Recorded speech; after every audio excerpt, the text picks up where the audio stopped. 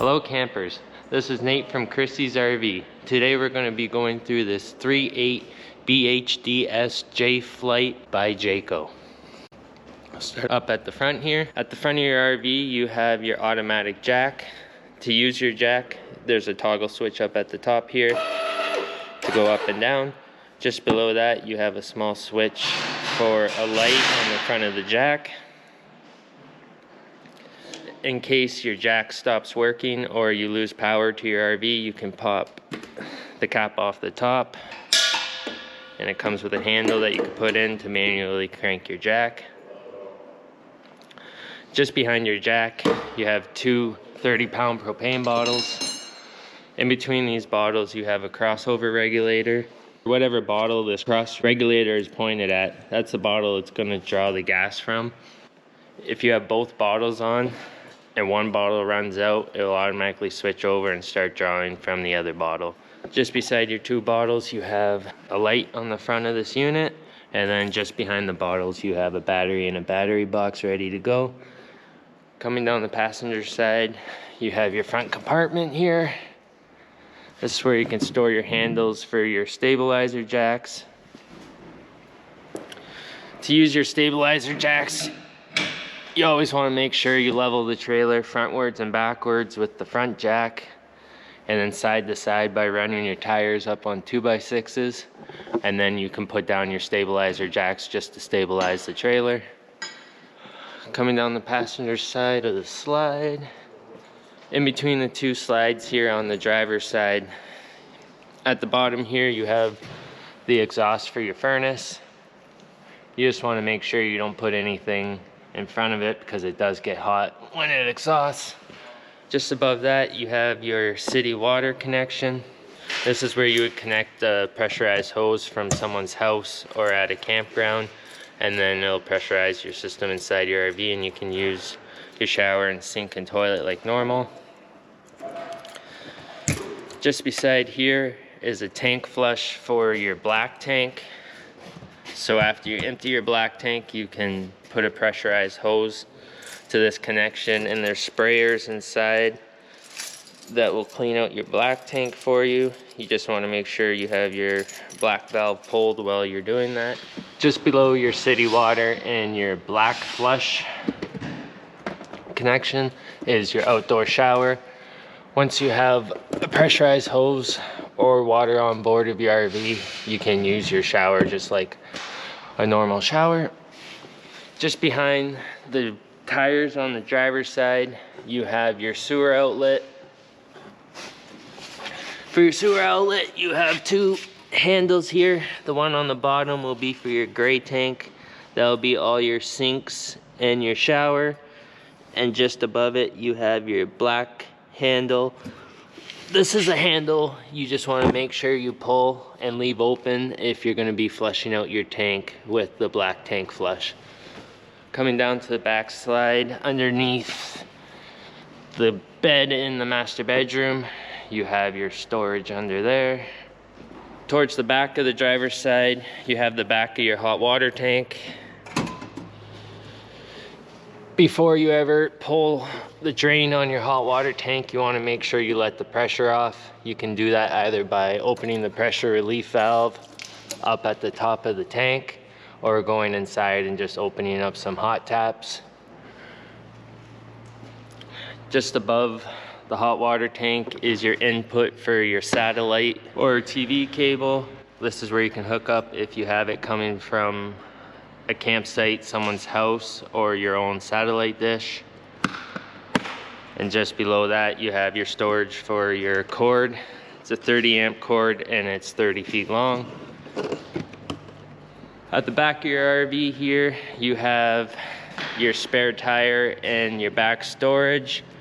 To get to your back storage you just have to pull a pin that's on the back of the spare tire, and the spare tire will come down,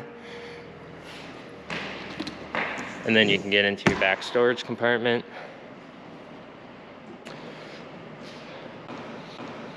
At the back of the passenger side of the RV you have your outdoor grill. These grills connect to the propane by a quick connect To do that, take it to the valve on the barbecue, clip it in, and then just underneath your RV you have another one. You just clip in there. At the back of the connection you have a small little valve. You just turn it towards you, then you can come back to the barbecue. Just to light these barbecues, you just flick it past where it says light. You'll hear a spark, and then you can just light your barbecue that way. Just past the barbecue, you have your door going into your bedroom.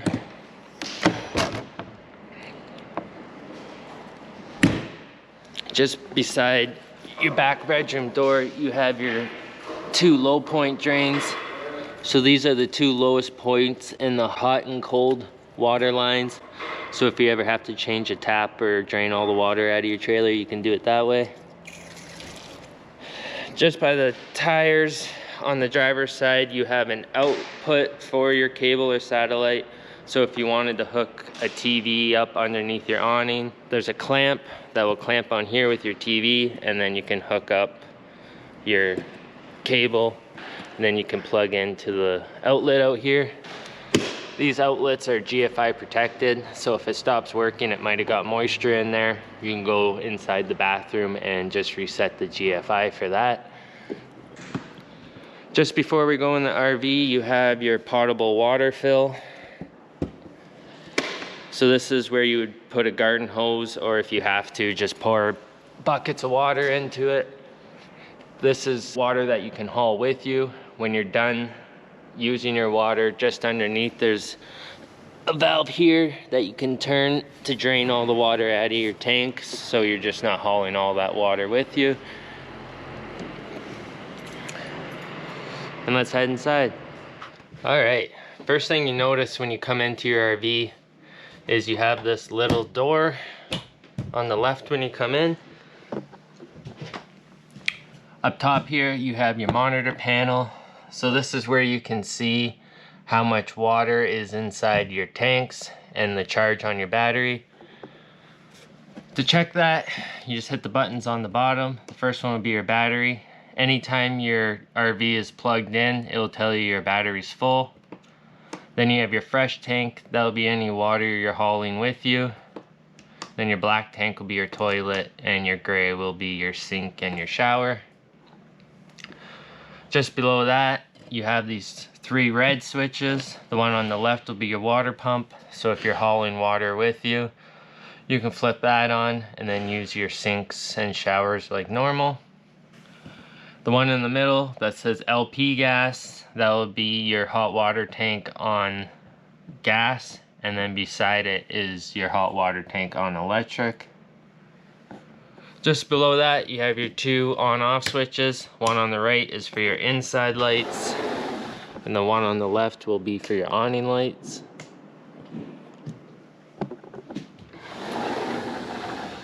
And then just below that on the left is the switch for the slide.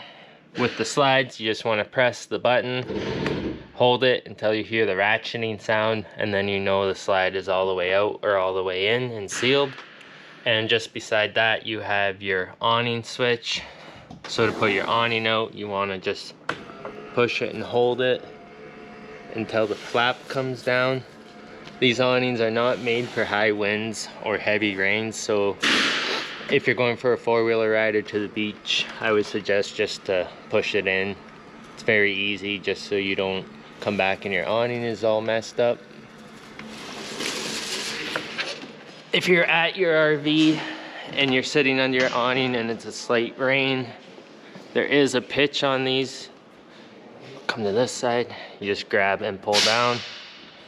You never want to push them back up after. You want to just leave them down, put your awning back in, and they'll put themselves in the right position. Just below this little cabinet door, you have your fire extinguisher. Hopefully you never have to use it, but it's there just in case.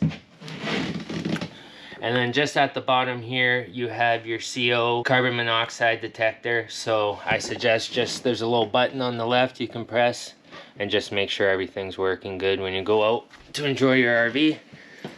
Coming in the kitchen, got your nice big sink here. Nice faucet. Just beside your sink, you have your stove and your oven and your microwave. So your microwave will only work on 110, so you would have to be plugged into shore power for the microwave to work. Just below the microwave, you have your range hood. Works just like a household range hood. That's all 12 volts, so that will work even if you're not plugged in the shore power. Just below your range hood here, you have your stovetop. To light your stovetop, you just want to turn your knobs to where the flame is, and flick it. Whoa, yeah, there's some gas buildup there. And then you'll have a nice poof. To light the oven here, you just go to the dial that shows a little Fahrenheit, turn it to the flame. You want to hold it for about 15 to 20 seconds, and then you can flick the clicker and your pilot will light. And then once your pilot's lit, you can just turn it to whatever temperature you would like and do your cooking. Just beside your oven and your stovetop here, you have your fridge. This is just like a household fridge, so it only runs off 110, so you have to be plugged in the shore power for the fridge to work. Just before we go into the bathroom, you have your thermostat on the right here. To turn your thermostat on, the on switch is on the left. You always want to keep your fan on auto, because if your fan is not on auto, when you turn your furnace on, your air conditioner fan will automatically come on to try to help circulate the air. If you want that, you can set it to high or low, but if you don't want that to happen, you can just leave it on auto. I suggest just leaving it on auto, it's easier. Next click will be your air conditioner, that's the snowflake. And then the other one will say furnace, and then on the right you can pick your temperature. And to switch from Fahrenheit to Celsius, you can just click both buttons and hold them at the same time, and it'll switch itself over.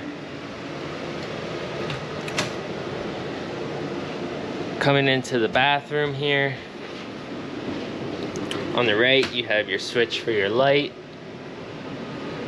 This is where you would reset your GFI if your plug's not working outside, or any plug that is near water.